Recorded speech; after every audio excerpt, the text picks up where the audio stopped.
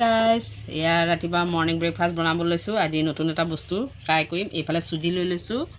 এয়া চুজি অলপ ব্লেণ্ড কৰি ল'ম। চুজিটো যিহেতু অলপ শকত, এইটো অকণমান ব্লেণ্ড কৰি ল'ম। পানী দি ভালকৈ ব্লেণ্ড কৰি ল'ম।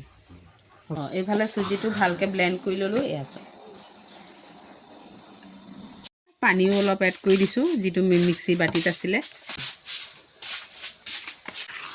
বেছি পাতল নকৰিব, ইমান কণ ডাঠ থ'ব, তেতিয়াহে বস্তুটো ধুনীয়াকৈ হ'ব। এইফালে ডিম দুটা ভাঙি লৈছোঁ। ইয়াতে আপোনাৰ টুটকি নিমখ এড কৰি দিছোঁ।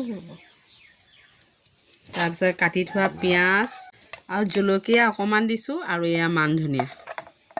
এতিয়া ভালকৈ মিক্স কৰি লওঁ। এতিয়া হৈ গ'ল। এইফালে ফ্ৰাই পেনো বহাই দিলোঁ। ইয়াত ফ্ৰাই পেনটোত অইল অকণমান দি দিম। বাটাৰটো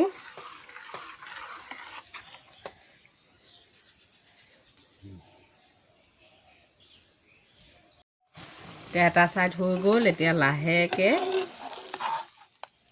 এইটো এনেকুৱাকৈ লুটিয়াই দিম। এতিয়া ইয়াত এই ফেটি থোৱা ডিমটো ইয়াত অলপ ওপৰে ওপৰে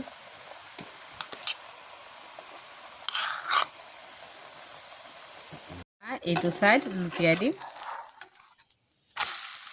এতিয়া এইটো ছাইডতো একেই পদ্ধতিত অকণমান ফেটি থোৱা এগ মিশ্ৰণটো এড কৰি দিম। তেতিয়া খাবলৈ টেষ্টি হৈছেনে? ডিমটো এতিয়া অকণমান বঢ়াই দিছোঁ। বাছ এতিয়া আমাৰ হৈ যাব।